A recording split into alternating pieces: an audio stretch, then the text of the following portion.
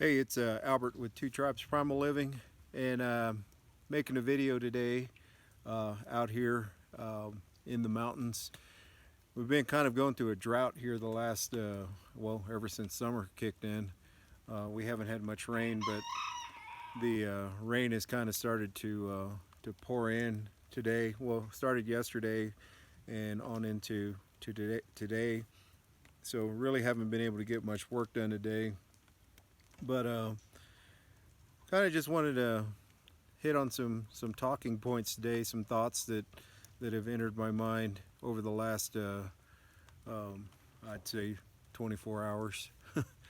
But it's just the preparedness aspect of things on this planet. Uh, um, I mean, how do you know that you're prepared for what's coming in the future? We are definitely in some uncertain times right now, and you know, you try to prepare and you plan and you think about all the possible scenarios that could take place um, with things economically, socially, politically, um, cataclysmic events could take place. I mean, the um, the state I'm from, the state of Texas, the part of Texas that we lived in, we kind of were frequent to hurricanes and the tropical storms or tropical depressions that would come in and dump a lot of rain or a lot of wind or anything like that. And I've weathered quite a few hurricanes in my life, and right now today there's actually one hitting the coast today, or hit the coast earlier, and I'm assuming that it's going to bring quite a bit of rain, quite a bit of flooding, wind, damage, same stuff that we went through on the last one, Harvey, which was pretty destructive hurricane that hit. But up here in the mountains, you don't even have the possibility of hurricanes. You have the possibility of storms and snowstorms and thunderstorms and earthquakes and forest fires and I think about preparedness a lot. I think about what does it take to be prepared. I don't like being the person who follows the herds, or who follows the lines, or who stands in lines and waits for shit that other people who didn't think ahead weren't preparing for. So you know I think of what would the situation be if one night we woke up and there was a fire. There's something scurrying around in the woods behind me, and it's not my dog, because my dog's in there. So if you see a bear attack me from behind, let me know. But preparedness, and I'm not talking about just being prepared for 3 or 4 days of no electricity, or a week without electricity. I'm talking about a lifetime, where now life is different than it was before.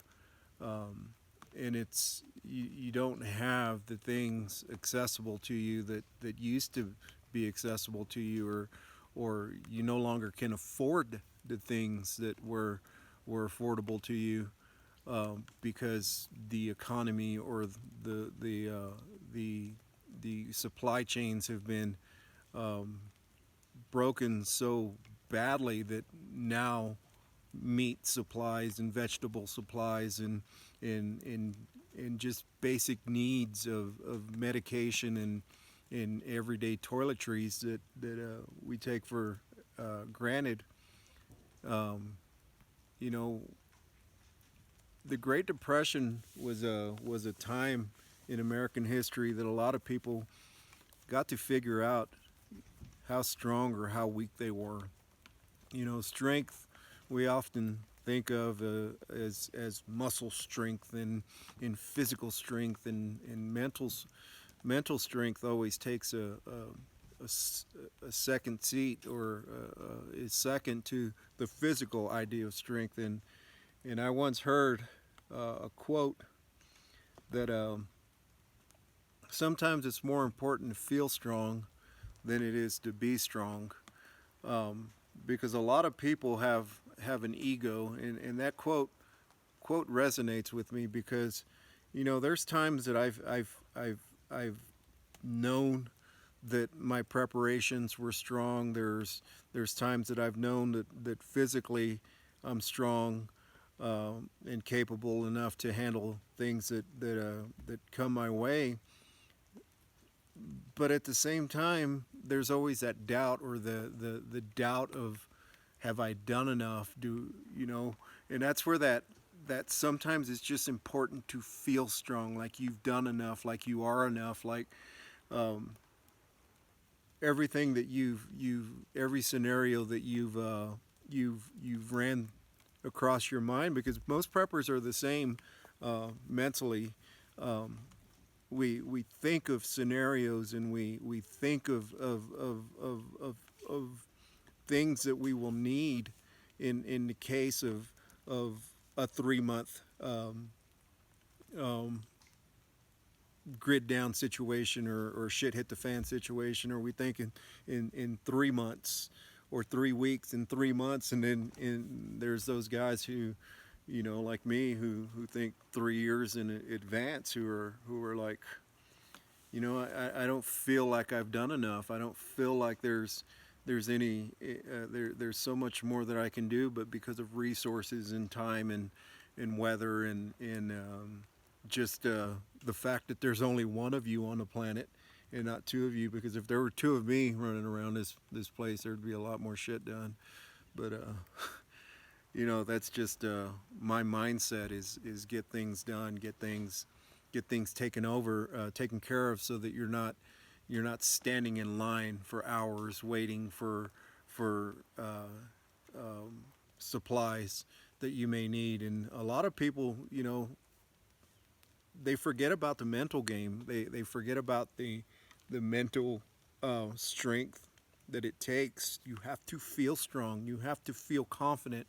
You have to feel prepared. You have to feel like, if any case scenario were to run by you, you need to feel like you can handle that. And for me, that's not a problem, showing it on externally, because when you look at me, it's very hard to tell what's going on in my head. Is there some kind of emotion? Is that guy even have any emotions at all? Is there something going on with him, in him, that he's no, I'm just weighing all my options, rather than talking about it, rather than discussing, or looking for validation that this is the right thing to do. Usually your instincts are the right thing to do. I always, questioned my ability as to if I needed to shoot somebody, or if I needed to defend myself, or if I needed to defend my property or my family or anything like that. Would I be able to do it? Fuck yeah, I'd be able to do it. I know I'd be able to do it because, um, I can use the bear attack on the chicken coop that happened a couple of weeks ago, or a few weeks ago. I don't even remember how long ago it was. I lose track of time out here. But, I walked up here because I just wasn't, I had an instinct, an intuitive, instinctive uh, feeling in my gut that I needed to get back up here, and I needed to bring the shotgun with me. And I didn't think about it. I didn't plan my sneaking up on a bear, or sneaking up on a creature, or anything. I had no idea that there was actually a creature still on the premises, because I had actually scared it off, spooked it off the first time, and but instinctually, intuitively, I knew to come up here. And you know I was aware of the status of my weapon, and it's part of that mind check that you have to do of things.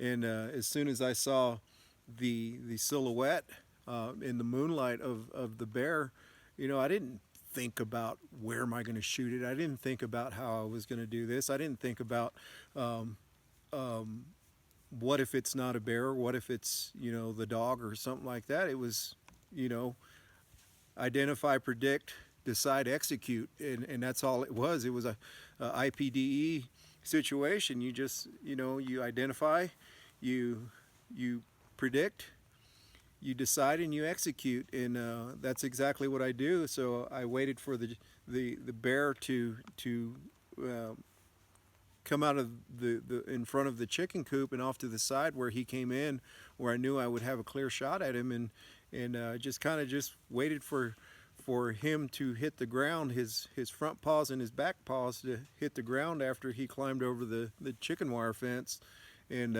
that's where I lined up my shot. And I'm pretty sure I pegged him in the ass because uh, it was quick. It's one of those things that just happens in seconds, but you don't have time to think or decide or even be cowardly or have any kind of emotional response to the situation, other than this is a problem, and this problem needs to be eradicated. This problem needs to be solved now. And so there wasn't a whole lot of planning or thinking. It was more reaction, and that's something that a lot of preppers or a lot of people who are in situations, they don't understand that you may have to take somebody's life. You may literally have to take somebody's life, and I know military guys and people in law enforcement, they're trained in this. They are absolutely trained for these scenarios, but the common prepper or the common Joe who has spent no time in professionalized, militarized training protocols in mental preparation and stuff like that, you kind of got to piece this stuff together. So if you're not a military personnel or ex-military personnel veteran or police department or any kind of security trained individual, and you're kind of just prepping because it's the thing to do, because you need to do it. Intuition tells you need to do it, but you also have to find a way to set any emotions aside. Fear is something that I guess as a small child, I just realized that there's no use in being afraid. What's going to happen is going to happen. Either you're going to take an ass beating, or you're going to fall off this tree, or you're going to get attacked by this wild boar or whatever. Once you put yourself in a situation in front of harm's way, you don't have the option of fear. You don't have the option of hesitation, and I guess I've just developed that mentality and understanding that you have split seconds in life and death situations to make a decision, and sometimes that decision is just to take the fucking bite the bullet and do whatever needs to be done to survive. And I questioned myself as to whether or not I was capable of that. I mean, I've been in hand combat fights and had knives pulled on me in my lifetime and stuff like that. Just because I'm I'm a harsh person. I mean, sometimes you got to fight, and I don't seek fights out, but maybe in my younger days I did, but in my older days it's kind of like this has got to count for something. This the ability to defend, the ability to protect, the ability to be aggressive when you need to be aggressive. You have to know, and you have to feel strong in that aspect. You can lift all the weights you want and run all the marathons and buy all the food and have everything for preparations, but if up here your mental game is fucked up and you're not sure if you can take another person's life, or you can take an animal's life even, or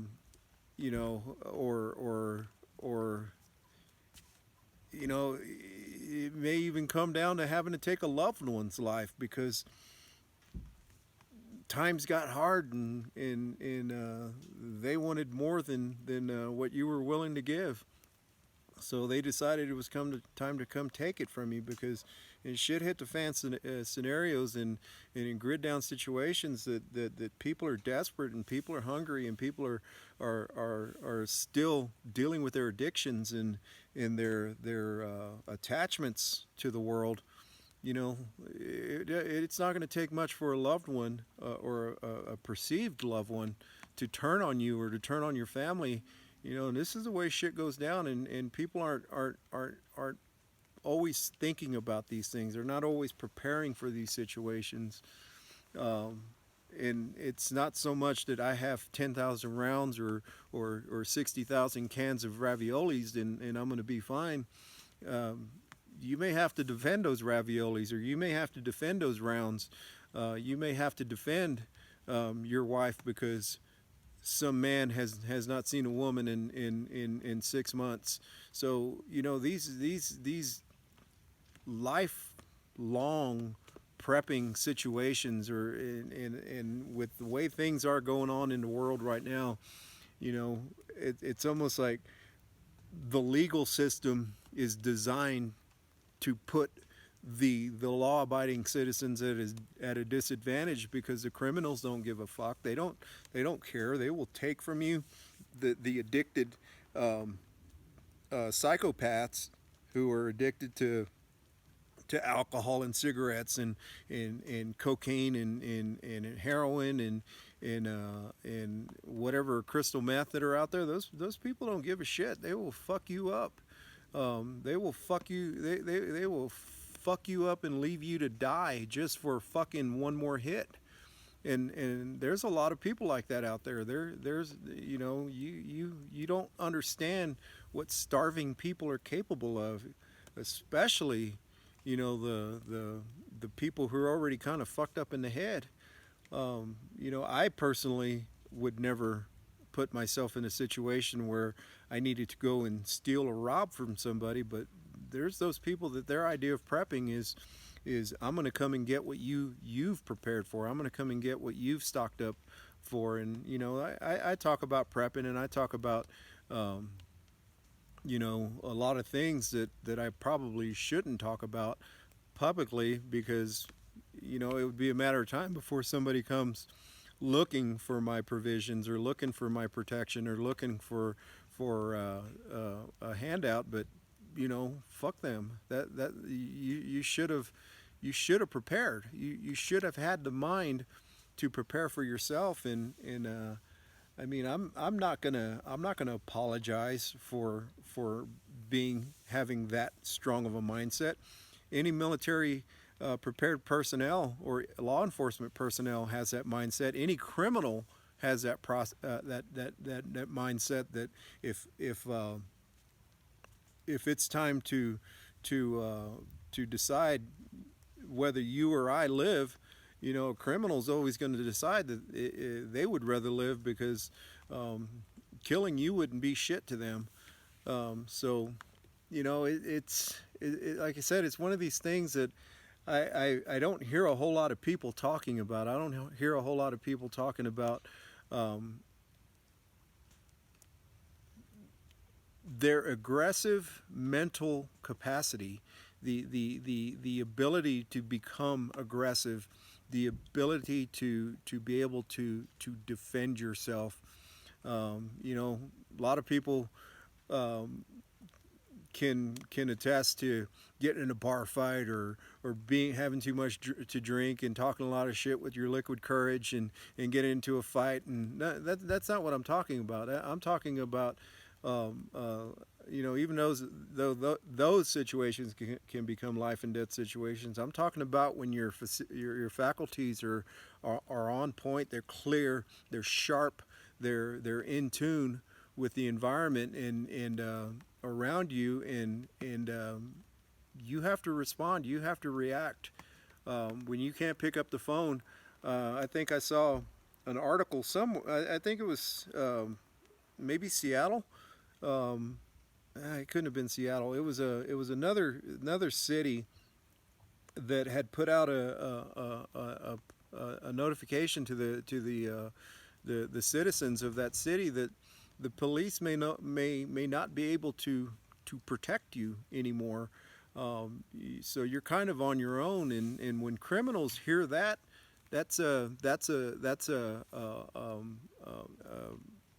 a cha-ching in their head. That's we're fixing to score some shit. Let's go see who's weak. Let's go see who's vulnerable. Let's go see who hadn't thought about all the shit they needed to prepare for. Let's go find them, and they're going to be on the hunt for that. You know, I've I've thought of those scenarios when the police put an announcement out, we can't protect the citizens anymore. Why would you want to be in that city? Why, unless you're just looking to blow some motherfuckers away or something like that? Why would you have your family in that city? Why would you have yourself in that situation? Because, you know, let's just say somebody does try to enter into your home, and you you pull your weapon and you waste them. Um, you know, what kind of legal battle are you going to have to go through because some crackhead decided that he wanted to break into your house, and now you've shot him, and they've pulled your firearm from you, and now you have to live with that. Now you have to. So it's kind of like, wow, out here, you know, the somebody comes up on here onto the property and it's no trespassing. You know, you're going to get met with a shotgun in your face. You're going to get met with something, especially if you don't belong here. And that's just the law of this land. I mean, when you're out here in the wilderness, or you're out here in the mountains, that is the mindset of anybody out here. You walk onto somebody's property, you're on their property, and you will be met with aggression. Um, but you know, there, like I said, in those situations, you know, you have to have the mental capacity to decide whether or not it's a situation you can de-escalate, or you have to use deadly force. But you know, in a shit hit the fan situation, if somebody walks onto your property, you know, it could be a scout. It could be somebody that that a bigger or larger group sent up here to check the situation out and to return with intel. So what do you do in that situation? Do you let them go, or do you you know? So all these things, you have to think about these things. Because it's not like when the police can respond and you can pick up the phone and go, there's some guy outside my window, and within 2 to 3 or 4 or 10 minutes you have 64 cop cars outside your residence. You know, that's the way it's kind of been in the past in you know, the suburbs and in some cities. But now you pick up the phone and say some guy's at my window, nobody may come, and they're putting those notifications out there. The police departments and law enforcement departments are putting that information out there, that you know, you're kind of on your own, especially with all the social uprising, especially with all the virus and situations and all these things going on. You know, it's like we're watching society dissolve itself as we once knew it, and even I have a hard time keeping up with it. And I keep up with a lot of shit, but I have a hard time keeping up with who are the good guys, who are the bad guys, and that is where it's going. Law enforcement isn't even going to know who the good guys and the bad guys are in these protests, or in these demonstrations, or these riots, or civil uprisings, social uprisings, whatever you want to call it. It's going to get to the point where law enforcement doesn't even know who the good guys and the bad guys are. So they're just going to start using deadly force, or some kind of force on the crowds, because they don't know who's who. I watched a video today where there was a bunch of protesters who were, protesting. I don't even remember where it was. There's so many damn protests going on. Um, but they ended up, using the crowd to conceal themselves with umbrellas, and as soon as they got to the statue that they wanted to attack, or to dismantle and to deface, they started switching into all black clothing, and they were hiding under umbrellas, and they were almost tactical formed in the video. And you know, at some point, the law enforcement is going to have to look at this and go, we don't know who's who, so all you motherfuckers are getting shot. All of y'all are getting, everybody's getting fucked up. And I talk about this, and whether it's intentional or whether it's just too chaotic to decide, it's going to happen. It's going to get to the point. So even if you're a peaceful protester out there, or a rebel protester trying to create chaos, your best bet is to just stay out of that shit, and prepare your family, prepare yourself, prepare physically, mentally, spiritually. It's the mental game is a big part of it, because there's going to be some pretty harsh times ahead. There are going to be some very, very dark, ominous times that even mentally, like me, just out here, because it rained all day, I was getting frustrated because I didn't want to be stuck in a cabin all day long. I actually wanted to do shit. But there's going to come a time, when you look at history, where people were hiding in attics and in cellars and in safe rooms for months, weeks, years at a time, just trying to stay alive. And you can't discount those situations. You cannot discount those scenarios, when it comes time to preparing mentally, physically, or even with rations, or supplies. You may end up finding yourself in a situation that you didn't even think about. I run these scenarios through my head all the time. So just wanted to share that aspect of preparedness. As far as I know, it's good to be strong, but you have to feel strong. You really have to feel strong. You really have to be confident in your decisions. And so I'm going to leave it there, and subscribe. If you got any questions or comments, let me know.